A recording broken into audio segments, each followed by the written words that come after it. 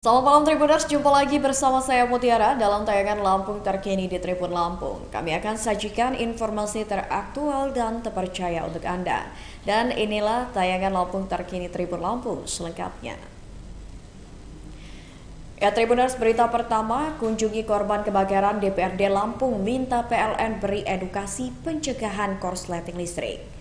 Anggota DPRD Provinsi Lampung, Apriliati, mengunjungi korban kebakaran di Jalan Untung Suropati, Kelurahan Labuan Ratu, Kecamatan Labuan Ratu, Kota Bandar Lampung pada Selasa 2 Januari 2024. Melihat kondisi rumah korban hangus terbakar, Apriliati meminta PLN sigap dan melakukan upaya pencegahan melalui imbauan kepada masyarakat. Untuk diketahui, rumah yang terbakar di Jalan Untung Suropati, Kelurahan Labuan Ratu, Kecamatan Labuan Ratu, Kota Bandar Lampung tersebut adalah milik Busroni. Busroni tinggal bersama sang istri yang tengah mengalami sakit. Atas musibah yang menimpa dirinya, Busroni syok hingga dirawat di ICU di salah satu rumah sakit di Bandar Lampung dan istrinya sedang diungsikan. Sekretaris fraksi PDIP Lampung itu juga mengatakan akan menghubungi dinas terkait penanggulangan bencana untuk membantu korban kebakaran. Atas kunjungan Apriliati, anak korban kebakaran Nani mengucapkan terima kasih. Ia juga mengharapkan bantuan dari semua pihak, terlebih pemerintah Kota Bandar Lampung. Ya, beralih ke berita selanjutnya, pelototan di jalan berujung tewasnya pria Lampung Tengah di tangan tetangga. Gara-gara masalah sepele, seorang pria di Lampung Tengah tewas bersimbah darah.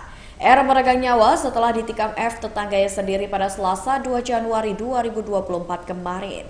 Peristiwa itu terjadi di Jalan Bintara, Lingkungan 2, Kelurahan Yukum Jaya, Kecamatan Terbanggi Besar, Lampung Tengah pada Selasa 2 Januari 2024 pukul 8 waktu Indonesia Barat. Kasat Reskrim Polres Lampung Tengah AKP Nikolas Bagas Yudi Kurnia mengatakan, kejadian itu hanya dipicu masalah sepele. F menusuk R hanya gegara saling tatap saat bertemu di persimpangan Jalan Bintara. Keduanya saling pelototan mata di tempat tersebut. Lalu keduanya turun dari motor dan saling bersih tegang sampai terjadilah penusukan. Setelah korban tewas, warga setempat melaporkan kejadian tersebut ke Polsek Terbanggi Besar dan pada pukul 10 waktu Indonesia Barat, pelaku menyerahkan diri ke pihak kepolisian. Polisi juga mengamankan senjata tajam yang digunakan pelaku untuk menikam korban. Nikolas menjelaskan pelaku F mengaku tak memiliki dendam kepada R. Pelaku mengaku hanya gelap mata dan spontan melakukan penusukan terhadap korban. Berita selanjutnya datang dari Kabupaten Tanggamus, di mana jenguk orang tua di puskesmas, warga Kota Agung kehilangan motor.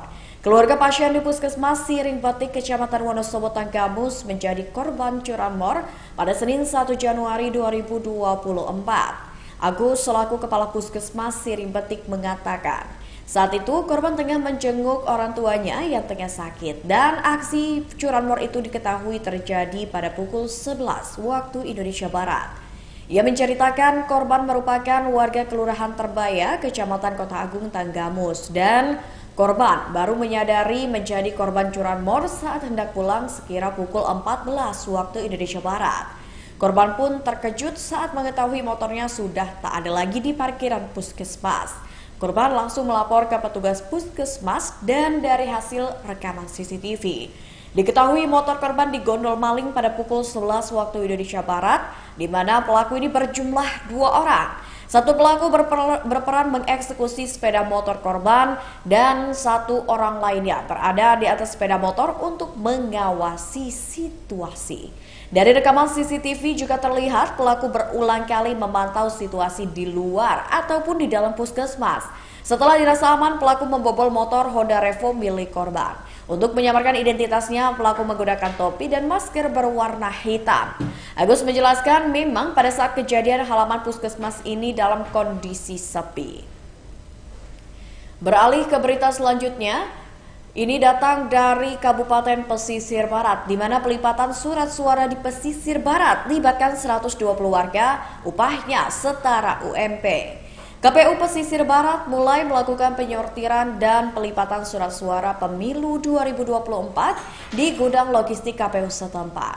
Penyortiran dan pelipatan surat suara itu melibatkan ratusan warga. Dan menurut pantauan dari Tribun Lampung di lokasi pada Rabu 3 Januari 2024, sebelum memasuki gudang logistik, ratusan warga yang didominasi oleh kaum ibu-ibu ini terlihat berbaris untuk diabsen. Sambil diawasi ketat oleh pihak kepolisian dan Bawaslu, mereka dicek satu persatu menggunakan handheld metal detector untuk memastikan tidak ada barang yang dibawa masuk. Dijelaskannya pada hari pertama yang disortir adalah surat suara DPR RI, di mana total surat suara yang dilipat adalah sekitar 122.277 lembar. Angka tersebut didapat dari total daftar pemilih tetap ditambah 2%, dan setelah surat suara DPR RI selesai, lalu dilanjutkan pelipatan surat suara DPRD Provinsi dan DPRD Kabupaten. Untuk surat suara DPD RI dan Capres, pihaknya sedang menunggu kiriman dari pusat. Ya, Tribuners, beralih ke berita selanjutnya. Ini berita yang datang dari Polda Lampung, di mana Polda Lampung mencatat sebanyak 129.416 kendaraan keluar masuk ke Pelabuhan Bakauheni. Polda Lampung mencatat ada sebanyak 129.416 kendaraan yang keluar dan masuk ke Pelabuhan Bakauheni sejak 18 Desember 2023 hingga Senin 1 Januari 2024. Kabid Humas Polda Lampung Kombes Pol Umi Fadila Astuti mengatakan, petugas yang telah melakukan pencatatan bahwa kendaraan yang masuk keluar dan ke dalam Pelabuhan Bakauheni ini mencapai 129.416 kendaraan.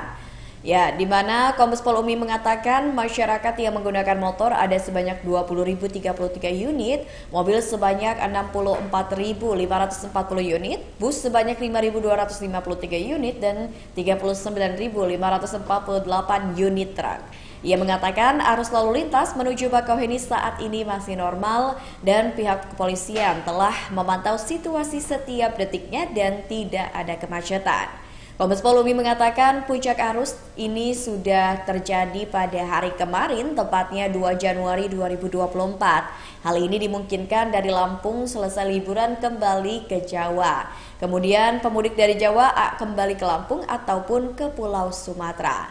Ia mengatakan polisi terus mengimbau kepada pemudik yang hendak pulang ke tempat asalnya untuk selalu mengecek kondisi kendaraannya. Pengemudi juga jangan lupa untuk mengisi e-tol sehingga melancarkan perjalanan. Dan pihak kepolisian juga menjelaskan menyediakan pos pelayanan dan pos pengamanan dan dipersilakan kepada para pengendara bisa menggunakan pos-pos tersebut sesuai dengan kebutuhannya. Ya, Tribuners, kita beralih ke berita terakhir ini, di mana MPP Lampung Selatan diserbu warga yang hendak membuat IKTP dan IKD. Setelah libur Natal dan Tahun Baru, Mall Pelayanan Publik atau MPP di Kalianda, Lampung Selatan kembali beroperasi pada Selasa 2 Januari 2024. Banyak warga berbondong-bondong datang ke MPP untuk membuat dokumen. Pelayanan Dinas Kependudukan dan Pencatatan Sipil paling banyak didatangi warga. Pasalnya, saat Nataru kemarin pelayanan sempat dihentikan karena libur, sehingga warga baru bisa melengkapi dokumen kependudukannya saat ini. Warga Kalianda bernama Wati mengaku sengaja datang awal tahun untuk membuat KTP. Dan Wati mengatakan proses kependudukan di MPP ini mudah dan cepat. Seorang warga bernama Saiman juga baru saja mengurus dokumen kependudukan karena baru genap berusia 17 tahun. Saiman mengatakan pelayanan kependudukan di MPP cukup cepat dan mudah. Kepala Disduk Capil Lampung Selatan, Edi Fernandi, mengatakan belangko KTP masih tersedia dan ia pun mengimbau kepada masyarakat yang belum memiliki KTP untuk segera membuat KTP. Nah, Tribuners, mungkin itu saja berita Lampung terkini bersama dengan saya Mutiara. Nantikan tayangan terupdate lainnya hanya di YouTube Tribun Lampung News Video. Saya Mutiara pamit undur diri, selamat malam dan sampai jumpa.